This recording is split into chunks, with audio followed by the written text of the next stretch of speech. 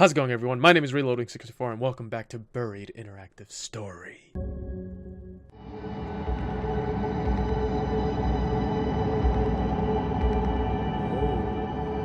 the air looks industrial, like everything was built for utility only. But more noticeable than that is all of the blood. My God, I have never seen so much blood. Those creatures must have had a field day. Holy shit, Marcus says, looking like a man that just awoke from a very bad dream. There were more personnel in this area when the experiment went haywire, he says, as if the explanation makes it all the better. The research you all do down here had better be worth it, I say. We have to get moving or we're going to lose our nerve. Amy, let's focus. Barksdale is in the hangar, I ask. If he's still alive, yes, then that's where he'll be. Let's hurry, I say. As far as I can tell, Dennis is doing much better, but I am beginning to grow tired of trying to keep my fear at bay. Between the blood on the floor, silence of level 3 and Amy talk of the lab rats, I'm getting freaked out. Amy, you take the lead. I'll go first. Stay behind me.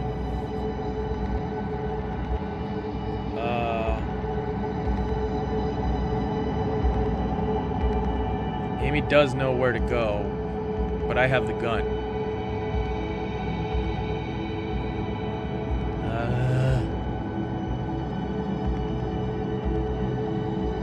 Okay. Four of you start walking ahead with me in the lead. Stop walking when we come to remain what looks like to be three different people. It's hard to tell how many bodies there were because they have been torn into shreds and are distorted. Two of the bodies look as if they have been fused together. The man looks to have had his legs welded through the floor. I can see this man's face. He died in an abject state of horror, his mouth pried open in an internal scream. I really want to investigate the bodies, I really do, but... keep moving. Simply too much. Worse than that is the fact that we have just started our journey through level 3. If there is a worse waiting up ahead, I don't think I'm going to be able to make it. Dennis steps up beside me when he speaks, his voice soft and flat. When the hell could do that to someone, he asks. The things I saw, Amy answers. They could do it pretty easily, I think. She looks pale and I think that she may pass out at any moment. Tears spill from her eyes and she is visibly shaking. She soldiers on, looking back to me and stepping to the side of the gruesome carnage. Her eyes again go to my rifle. She doesn't look very hopeful. You good to go, she asks me. We need to move on, but for some reason I can't take my eyes off the scene. My mind is reeling, trying to process it all.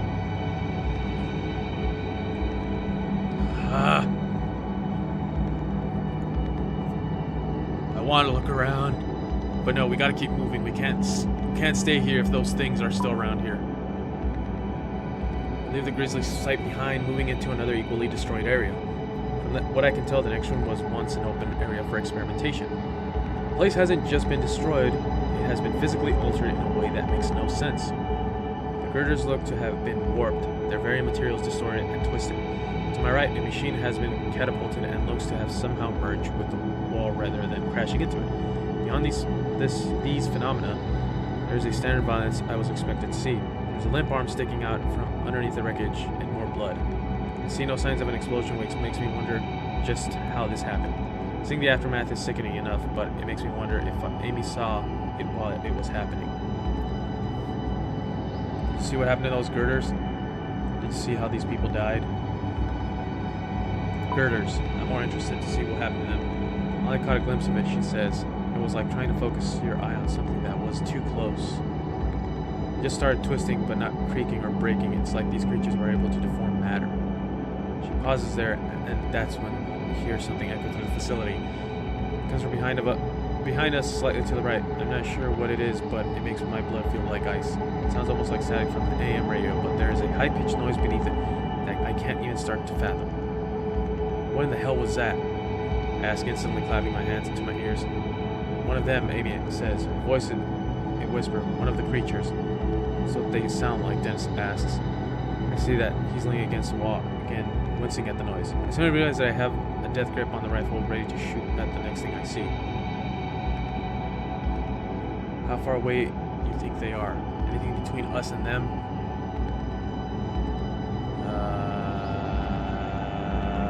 Shit. figure out how far they are, then we can probably barricade ourselves, but what if we figure out anything between us and them? Alright, she says none of the hallways are blocked off by secure doors. Everyone seems to take this set of cue and start moving again. We make our way around the office wreckage, now with new purpose in our steps. Barely make it to the other side of the room, approaching a dark hallway when another high-pitched noise sounds out. Shit. This one is louder, closer. We all share a terrified look, and I can tell that Amy is on the verge of losing it. We grip the rifle tightly as we head towards the hallway in front of us. Much further to the hangar.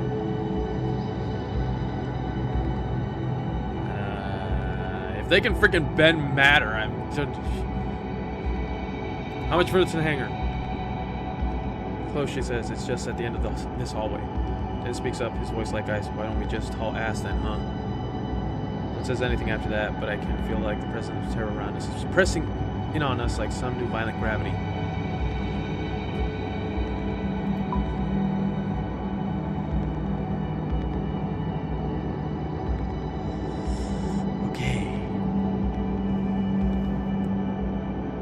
Small utility hallway is well lit. It looks as if it was designed to only be used by select maintenance workers. What goes on in this area, I ask. I'm looking at Marcus as I ask the question, but he only shrugs in response.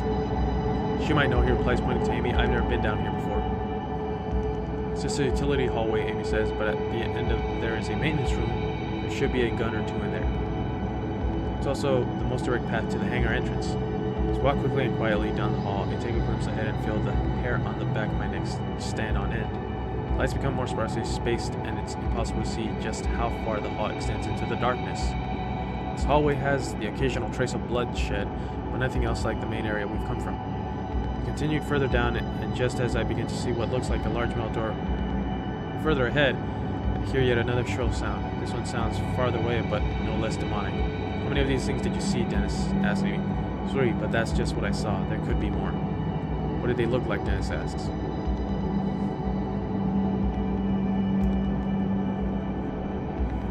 Talk about something else, or what are we dealing with?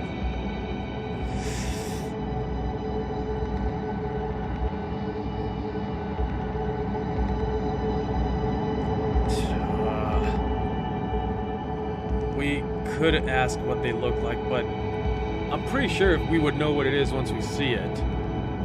And if I don't know if by him saying let's talk about something else, we'll talk about how to get ready. So I'm gonna go with something else. Like how my ex-husband was right when he said my job would kill me, Amy asked before letting out a near hysterical giggle. Because I keep hearing him in my head. I mean, I'm sure he didn't imagine this exact scenario, but still. Heavy.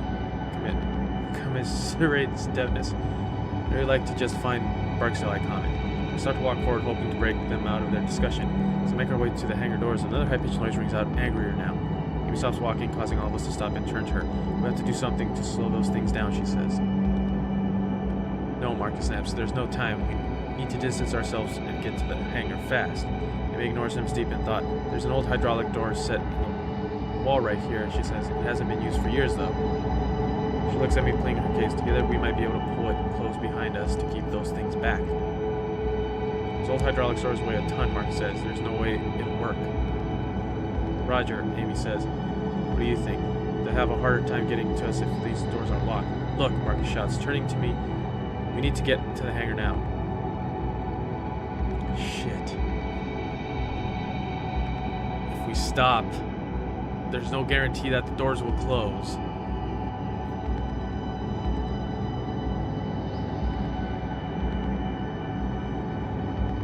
But they can go through matter, so it wouldn't matter, not meaning a pun.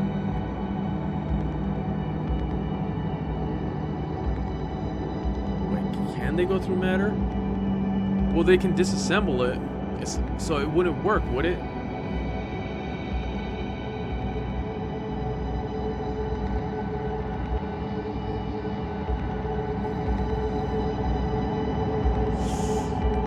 Maybe. Because if they could go anywhere, wouldn't they have been gone through through the higher levels already? I'm gonna take a risk and close the door.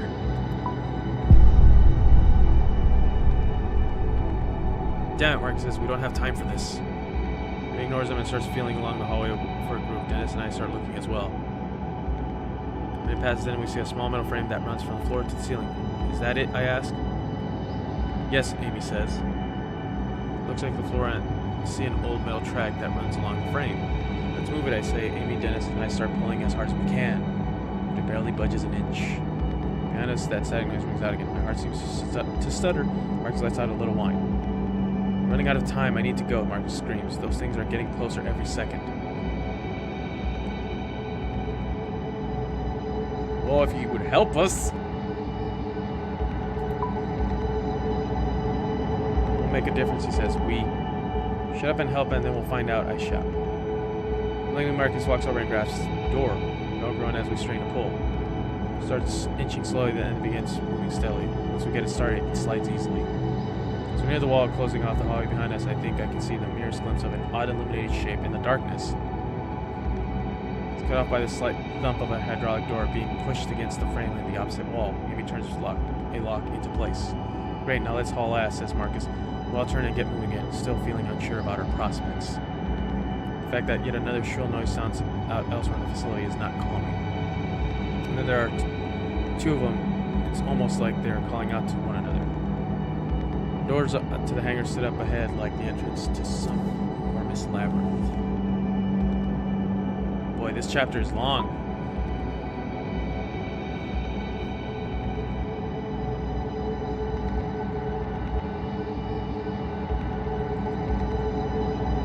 Reach the hangar door, I get a true sense of how impenetrable they are. The computer terminal is mounted on the wall nearby, and it has a blinking red light. Any idea what this means, I ask? It's an automatic lock. I fail safe from the lockdown, says Amy. I've never been down here before, Marcus says. If I had known this door was here, I would have opened it earlier. How? Amy asks. The fear in her voice is more present than ever. From the command center, he says, you need to override from there first, then use this terminal to open the hangar doors. Command center on the second floor, I ask? Yeah. Shit. Amy shakes her head and lets out a nervous laugh. Are you kidding, she asks. We just pulled that hydraulic door and blocked off the hallway, remember? If we want to get into the hangar, we have to get back to the command center, Marcus says. Isn't there another way? Turning to Marcus, Amy replies, well, there is another elevator, but we'll need to go to biochem storage. I need to stay with Dennis so he can rest, I say. You two go. You know the way around this place, and you know the controls, Marcus. Fine, Marcus says, but we'll need to be armed. Oh, shit.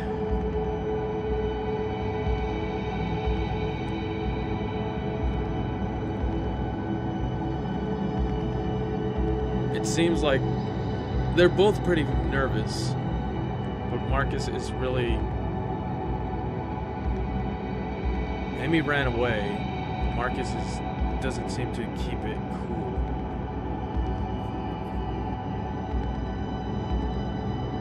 Crap.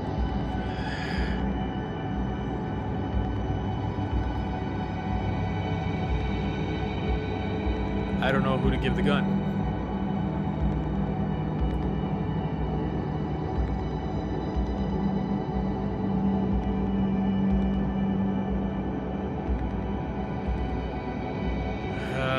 Give it to Marcus. I don't know if Amy has any training with a gun. At least I know that Marcus might have some training because he was hired as a security guard, so maybe they might have trained him.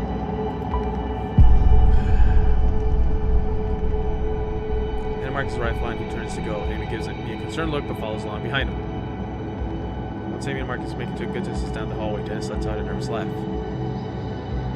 And then there were two, he says. Dennis looks much better, but he still needs to use the wall to stay standing. Did Amy say that there were guns and emergency kits in the maintenance room near the hangar door, I ask? Yeah, I think so, Dennis says, looking exhausted. I look ahead to see a door to the right, and that reads maintenance. Might as well give it a try. I go to the door, try to open it, and find that it's locked.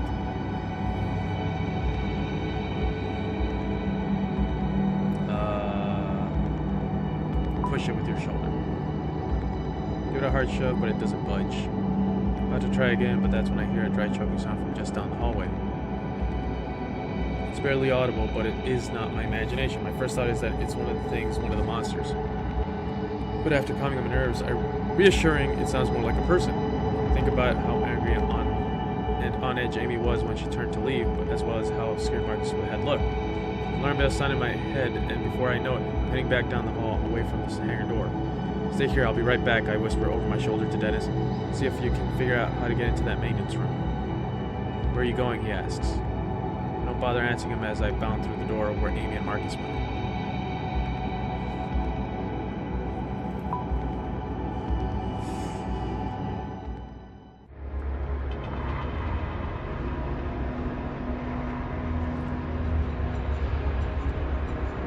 As I enter the biochem room, I start walking between the massive silos. I wonder what classified chemicals could be inside of them. I'm fully expecting of Amy's creatures to come flying out from the intersection of the halls up ahead. I think I hear something, a scary noise, like something moving quickly. I'm running ahead so fast I almost trip over two people in a life or death struggle. My mind tries to process what I'm seeing, but it makes no sense. None at all. Marcus is on the floor with Amy pinned beneath him. He has his rifle at her throat, pushing her down on the floor and choking her with it. Oof! Her face is turning purple and her eyes look like they might pop out of her head. He seems to be coming out of the hallway, but acts as if he was doing it. He's perfectly normal. No, stop him! I start rushing towards him before I really know what I'm doing. I bring my fist down as hard as I cross the bridge of his nose, and I'm rewarded with a sick crackling sound. He cries out as he falls to the ground, looking at me as if he doesn't understand why I punched him. On the floor, Amy clutches at her neck and gasps for air. Start to fear that I was a moment too late, just as I see the rifle has been thrown across the floor. Marcus seems to notice this is at the exact same moment that I do. Go for the rifle or hit Marcus. Hit Marcus. There was a surprising strong blow with the right hand, clipping his chin from my awkward position. I'm in the process of planting a knee on his chest to hold him down when his left foot comes out of nowhere, landing hard. The hit catches me squarely in the ribs, knocking the breath out of me. What the hell are you doing? He yells at me. By killing her, I'm saving us all. This was her fault. I sense that he truly believes this, but if that's the case, then why not just shoot her rather than strangle her with the rifle? The answer is simple. We would have heard the gunshot at night. Or those things would have come running. We wanted to kill her quietly, and then what? Would he have done it the same to Dennis and me? It seems fitting, really. When we first came upon Marcus, he'd held a gun on us. I'd been so relieved to see another human being that I had underestimated just how unhinged he was. Marcus and I both dive for the rifle, still laying on the floor, start wrestling for possession, but I am not confident I'll come away with it. As I struggle, he starts inching the muzzle of the gun towards my face. Position I do not want to be in. I start pushing back hard. If the thing accidentally fires, I'm not sure where I'd prefer the bullet to go, especially in the room full of chemical tanks. Ah, shit. Do it towards Marcus. Grin as I push the muzzle to the point towards his face. Realizing he's literally looking down the barrel of a gun, Marcus ducks his head out of the way. This makes him lose leverage, allowing me to yank the gun from his grip. I get to my feet as quickly as I can, swinging the rifle back around on him. For a moment I think I've knocked him out, but his eyes further flutter and he looks at me as if I've betrayed him. Her people, he says, it was them that did this. She deserves to die. She did this. Looking at me, wish I could help her, but I'm relieved to see that she's managing to draw in a few breaths. Her legs move as if she tries to push herself into a sitting position. You wouldn't know, Marcus says. You didn't work here under their secrecy. You don't know what it was like to. He surprises me by lunging towards me, leaping from the floor like a human projectile. I don't have any time to aim carefully. I have to react fast. Shit. I know. I don't want to end up shooting something else. Try to dodge. His aim is poor and his strength is failing, so I dodge him easily. I want to have a gunshot go off and alert those creatures to where we are. Make a hard jab to the butt of the rifle, striking him in his chest. Something crunches and he lets out a whoosh of air. It comes from my mind, then it goes to his knees. He roars in pain on the floor. Only after a few moments I realize that they are not purely screams of pain. The bastard is calling for them, calling for those creatures to come for us.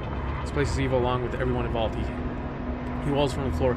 If you are taking her side, then you deserve to die too. If you want to stop me, you'd better do it now, you coward. Rage in his eyes at Amy as well as towards me for stopping him makes me think that he'll deliver on this threat. I raise the rifle again. Every urge in my body wanted to make sure he doesn't come back to bite us. But I am not a violent man. I could easily not kill him and then just leave him behind.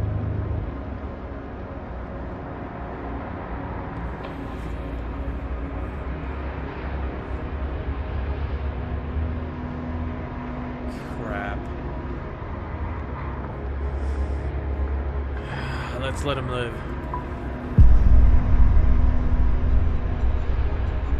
Just like when I could barely shoot earlier as he was coming at me, I can't bring myself to deliver a kill shot. I ignore him and lean down to Amy. You okay, I ask? She nods slowly. Have to go, she says, her voice raspy. They'll be here any minute. Too much noise. I have to hold her arm so she can get to her feet. We start forward, and then I think, Dennis, we should go back to the hangar doors, I say. I can't just leave Dennis there. There's no time, Amy says. You need to come with me up to the command center now. We'll be back for him soon. You're all dead now anyways, Mark shrieks. If they don't get you, I will. He laughs maniacally after saying this, hooting like a madman. As if in response, a high-pitched noise tears through the hallway. It seems to feel it in my bones. Feeling his noise now, Amy says, her voice still weak. She takes off away from Marcus, presumably towards the other elevator she had mentioned. Let's go, I follow her. So we move out, I hear Marcus slowly push himself off the ground and stumble off, slipping in between the tanks and disappearing. We start running in. After the first few strides, another noise sounds out. It sounds mechanical, but at the same time, it also reminds me of recordings I've heard of whale songs. The sound of metallic creaking and crashing echoes through the door. I came in through. They've reached the hydraulic door we pulled, Amy says, confirming that I'm thinking. The sound grows louder and it's clear they're struggling with it, which is good. We have a bit more time. Speed up. I step to follow Amy. She leads the way to the other elevator. She's panting furiously but pushes on. I can hear something rattling in her breath, likely the result of Marcus's attack. This makes me imagine how his cold and caring eyes must have looked, staring down at her as she tried to deliver her to death. How she is still forging on is beyond me. I'm sorry about Marcus, I say. It's not your fault, she interrupts. When he handed him the gun, you didn't know he would use it on me. I just hope we can find a way to survive this mess. We'll be fine, don't worry.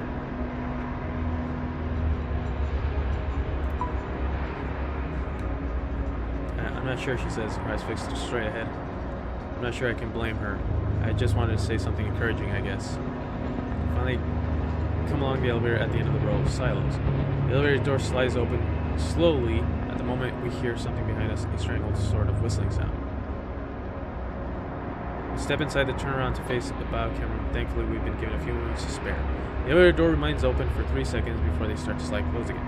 In those 3 seconds, I see a large shape floating towards us. A phosphorescent like white glow outlines it in a possible shape. Behind it, I see another shape that's also entered the biocamera, and another. The third one breaks away from the other two, taking a quick right. It moves with eerie speed. That is the direction Marcus had gone. Honestly, the thought of them hunting him down doesn't bother me in the slightest. He is pressing the button to close the elevator's doors over and over, but they stay open for what seems like an eternity. I curse whoever designed these damn doors. Hide inside the elevator, stand in the door, ready to shoot.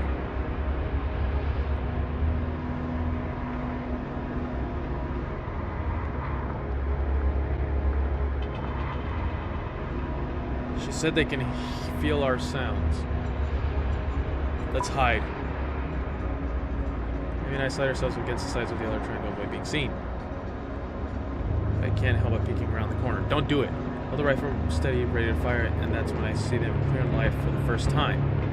I see their features, their shape, and their colors, but my mind can't quite process it at all. Nothing about them makes any sense.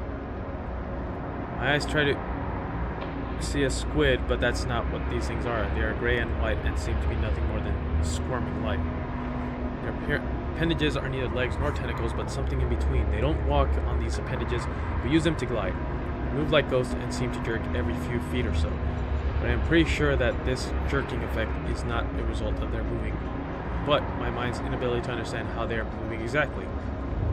It's also more than their appearance that makes a mockery of reality. Light around them seems to bend inward, as if the space between the room has to reshape itself for their existence. That particular effect on the air makes their movement seem like something moving underwater, only faster. They screech in unison as they rush towards the elevator. They'll be in sight here in another few seconds. Check the rifle to see if my ammo is diminishing. I have to start saving my shots. I'm going to have to be choosy.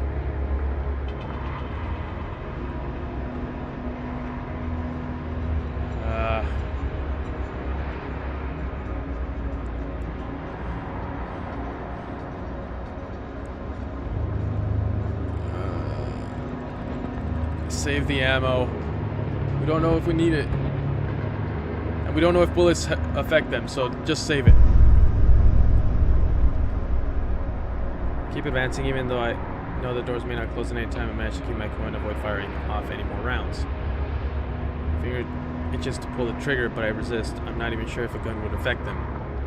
Finally, the elevator door closes. The creatures wash against the other side of the door, making an electrical noise and crying out in anger.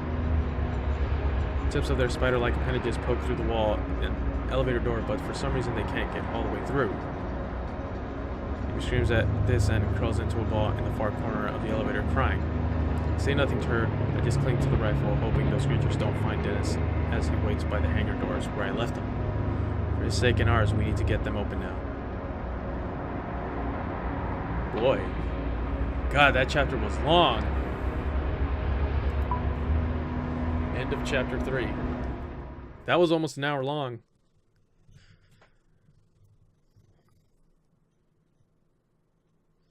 The blunt truth. UN 41% of players told Dennis his prognosis was grim. Slow them down. UN 35% of players sided with Amy pulling the hydraulic door. Shit. I was in. Gave the gun to Marcus. I'm pretty sure he still would have been choking her if you gave it to Amy. Murder or mercy? UN 58% players left Marcus alive. Cool. An hour later, UN 68% of players conserve your bullets for later instead of shooting the creatures. Huh. So the only thing that I was... Let's see. So apparently, 59% of people lied to Dennis. 65% of people just decided to keep on going and not try to slow them down. 69% of people gave the guns to Amy. Maybe I should have given it to her. Let's see. So 42% people killed Marcus. I wonder how that would have affected the story. Yeah, and a lot of people conserve their bullets. So yeah. Man, that was a long episode. I'm probably going to cut this into 2 because of how lengthy it is. And it's a lot of reading. But yeah. So I'm pretty much done here. Here I thought this was only going to be 30 minutes, but it took an hour. I'm ready to go to sleep now. So, thank you everybody so much for watching. If you like this video, hack that like button while you're at it. Hack that subscribe button for more videos. Why don't you hit that bell to be notified about future videos as well. Comment down below and let me know what you think about this game in general, because I'm enjoying it. I really like it. Or let me know how I'm doing, or how you're doing in general. And just share this with a friend, because this is amazing. Well, I think it's amazing. I think it's a really good story. And I will see you in the next video. Bye-bye.